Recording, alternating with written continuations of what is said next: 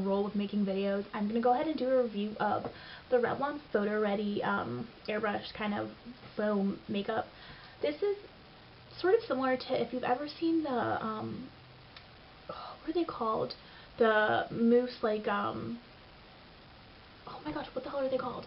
The Maybelline, I think it's Maybelline Dream Matte Mousse in texture and sort of quality. They're both really aerated and light and sort of have this really, like, fine finish when you're done with them. Obviously, if you can't tell already, I really do like this. The only thing I would say is my skin is kind of oily, so I have to put down a primer first before this, because the finish is really dewy, and if your skin is oily like mine, it's almost too dewy to the point where you look a little greasy. So if you put down a primer first, it really just solves that problem. So that's what I would recommend. Mine is in nude, and the reason I got it was because I am literally a fan of anything that just says PhotoReady Airbrushed, anything like that, because I love the way that looks, and I'm constantly trying to achieve it, and I feel like this product really sort of helps you. So that's why I ended up getting it. And again, I really do like it. I know a lot of people aren't a fan of how light the coverage is. That wasn't a problem for me. And I do have sort of acne scars and acne, and I found that it covered really well as long as you sort of let a little time between different layers of the foundation. And a little of this really does go a long way. So how you do it is you shake it up, and then you just put it right onto the back of your hand. Literally, you want to be so careful. Like, this will cover my whole face and my neck. Like, I can't even sort of explain how good the coverage is and how much you get with such little product. The thing I really don't like about it is I'm really weird about textures, and if you watch this, it just continues to kind of like bubble and do really gross ass stuff, and I really don't like that. But all you gotta do is pop the bubbles, and then you have just this like really, and it's still really light even without all the bubbles in it, and the coverage is just kind of like, do you see how, oh my gosh, I can't even sort of explain how much I really do like this. The only thing I will say is, sorry, now I'm like obsessed with trying to do that stupid thing. The only thing I will say is that, what was I going to say? Oh, it does take a little longer to put on. I was running late for class this morning, and I had to go back to my Fit Me, which wasn't a problem because I love that one too, but it really does take a little, some time to put the foundation on, especially if you're allowing time for the layers to dry, if you're building on your foundation, if you need more coverage like I do. So this whole thing, like, if you see, like, it really does have such a nice sort of velvety finish. Again, if you're a little oily, you're going to need to put down some primer, because if not, you'll regret it. You'll look really greasy really quickly. And then this, even if you set it with powder, it still has a really nice finish. I'm a big fan. And I was a little nervous when I bought it because I wasn't sure. I'd seen a lot of reviews where people were like, well, you know, the coverage isn't that great, which is a problem for me because I do have a lot of scars from acne and I need the coverage.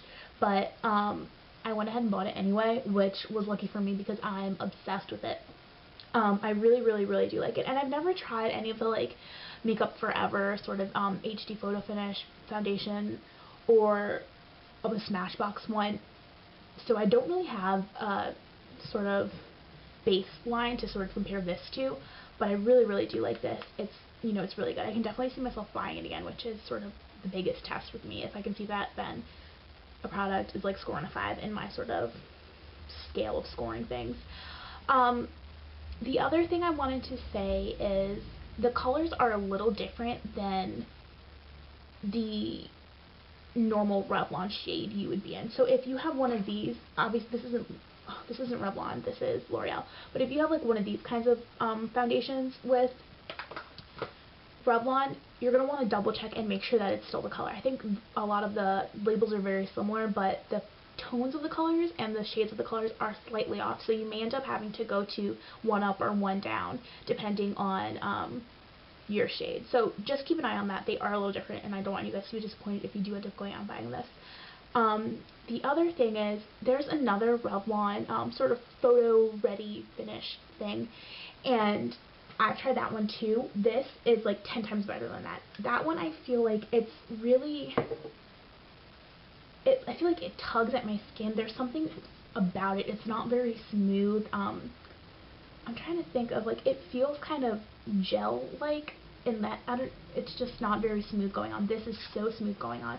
And once again, like, a little goes such a long way. And can you tell I'm obsessed with it? I really, really do like it. I'm definitely going to buy this again. I'm not sure how much I can get out of it, because I can never tell when I'm going from like a regular foundation to one like these. Like, I know a fit, like one of the regular Fit Me things will last me about 2 months.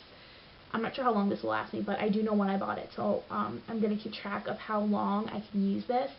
And then once again, like, once the weather starts changing, I feel like this might be one of those things where because of some of like the qualities it has, and I can already tell, like, it might not be the best for oily skin. In the spring and summer, we'll see how, like, well this thing works, and if it really is just like a winter fall kind of foundation that doesn't work well with humidity. So we're waiting on that, but as of right now, I really, really do like it. The coverage is amazing. It's really smooth going on your skin. It doesn't tug, and it blends so easily. That's the other thing. It really does blend, like, on your neck, on everything. It really blends, and it makes a great foundation for anything else you're putting on. If you're setting it with powder, if you're contouring, blushing, any of those things, it really is a great foundation. Some foundations kind of make it hard, and the powder for contouring and blush will kind of drag. This is, like, perfect. You can barely tell that you're wearing it, other than obviously the coverage it provides. But it's great. And if you want, like, that dewy skin, and you're not oily and you don't want to use a sort of primer, it'll be great. If you have, like, sort of regular skin that doesn't have any problems, and if you do, I hate you, but if you happen to, this will, I think, give you a really nice dewy complexion, if that's what you're looking for. Once again, if you're oily, really, really, really set it. For dry skin, I don't really have dry skin, so I don't know. I would imagine that with a really nice moisturizer and a primer, this will look good on you too, but don't quote me on that because I'm not sure. But again, I really, really do like it. This was the Revlon oh my gosh, I cannot speak. It was the Revlon PhotoReady Airbrush, and then it's 030 Nude, which is embarrassing to me that I'm so pale, but it's winter, so I guess it's excused. But anyway, I really do like it. If you don't, I would love to know why. Other than the coverage not being great, I can't imagine why people wouldn't like it. Even people who said that the coverage isn't great, they've admitted that a little really does go a long way, so woohoo. But again, I really, really do like it. And if you have any questions, feel free to leave a comment. If not, then, I don't know, just have a nice day. I'll talk to you guys soon. Bye. Thanks for watching.